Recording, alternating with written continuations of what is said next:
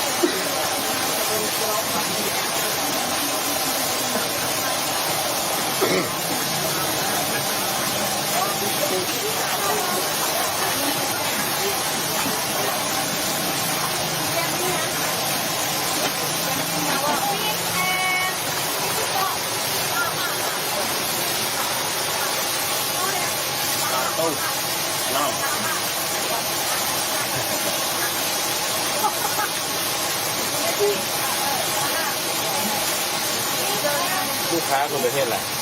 อินโดนี่อินโด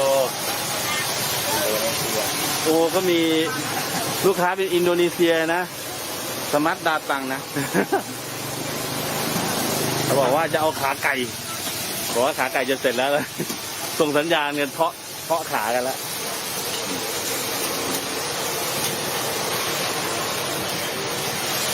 เขาก็พยายามสื่อสารนะจริงๆคนอินโดนี่เขาก็จะพูดภาษาอังกฤษไม่ค่อยได้เหมือนคนฟิลิปปินส์นะกินแล้วเรามาพักอยู่ตรงนี้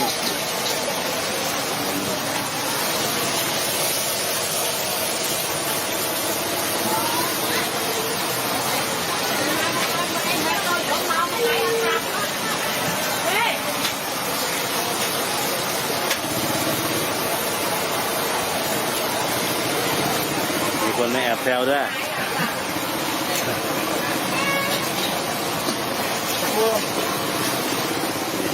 ไก่ขึ้นแล้วนี่ข้องไก่แล้วฮัลโหลมาไก่มาแล้วสลามัตดาตังเขาเป็นคนอินโดนีเซียนะสลามัตดาตังSetudu Atika. Wingsnya kamu yang mana? Aku mau wings nanti. Kamu mau wings? ก็จะเป็นสาวๆจากอินโดนีเซียนะSpicy okay? Spicy and no. And no spicy. No spicy.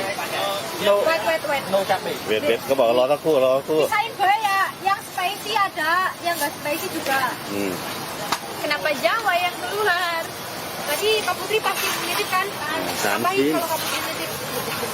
Kalau Kak Geo tadi nggak nitip. Kalau Kak Geo ketemu kan nitip.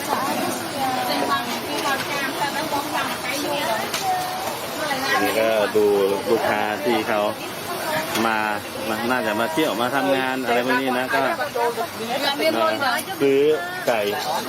ทอดไม่มีกระดูกวันนี้คนอินโดนีเซียมานะ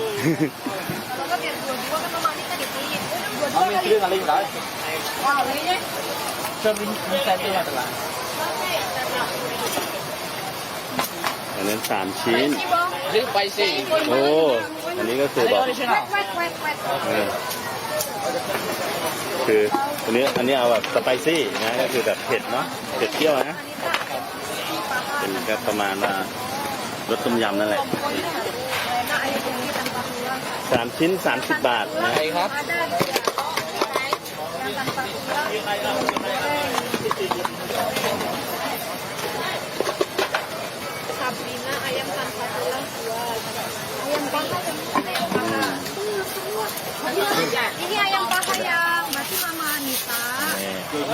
paha doang. Eh ini ada. มาแล้วเนี่ยนี่เขายืนคอยนะเนี่ยPernah bong. หลบก่อน ada di. โอ้ยไก่ไม่มีกระดูกขึ้นแล้วนะ ตอนนี้เราไม่สนใจพ่อค้าแล้วพ่อค้าเอาอย่างอื่นลงไปแล้วฝั่งโน้นนี่มาลงปุ๊บมีคนแย่ง ก็อยู่ประมาณนี้นะไก่ไม่มีกระดูกขึ้นมาแล้วนะตอนนั้นพ่อค้าไก่ทอดก็น่าจะเอาปีกไก่ลงละโน่นทางโน้น Oke, belum masjid. Hal. Bát. Hal tik-tik เอา oke. ติ๊กก็คือ เผ็ดน้อยๆบ้าง ใส่น้อยๆเผ็ดน้อยๆอันนี้4ชิ้น40 ใช่ครับ นี่อันนี้ไม่ช่วยกี่เดือนแล้วเนี่ย Hah? อันนี้ไม่ช่วยกี่เดือนแล้ว น้องได้เกือบ2 ปีแล้ว เหรอโอ้โห spicy ya bang อะไร no spicy no spicy โอเค bang this is jadi 1 ya จะตีเที่ยง 5 this is 5 this is 6 ลิมา 5 sama 6 อย่า พูดอินโดได้ด้วยอ่ะ ติ๊กบอก ติ๊กตอกติ๊กติ๊กติ๊กเขาแสดงว่ามากินบ่อยใช่ไหมคนนี้มากินบ่อย no have rice no have rice ไรน้องแฮบบอก rice don't have rice don't have อ๋อก็ถามหาข้าวเหรอ เอาครับ ใช่ นี่วันนี้ลูกค้าอินโดมานะลูกค้ากัมพูชาก็มา this in here ready rice ไรน้องแฮบ อุ้ยตกใจ yang jual nasi di manaเขาบอกมีข้าวเปล่าแถวไหนขายเนี่ย sing jual nasi naman di Kong ya sing jual nasi naman di ข้าวอ่ะเขามีข้าวเปล่าขายแถวไหนอ่ะ อ๋อเต้มาบอก110 บาทบอก May mate pay rice pay so na gilo may na oh no on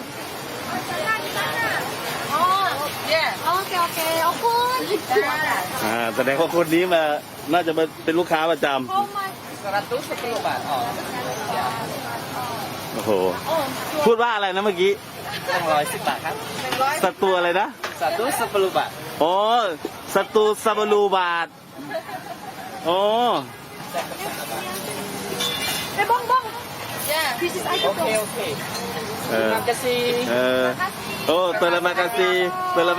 ายบายนะน่าจะมาจาก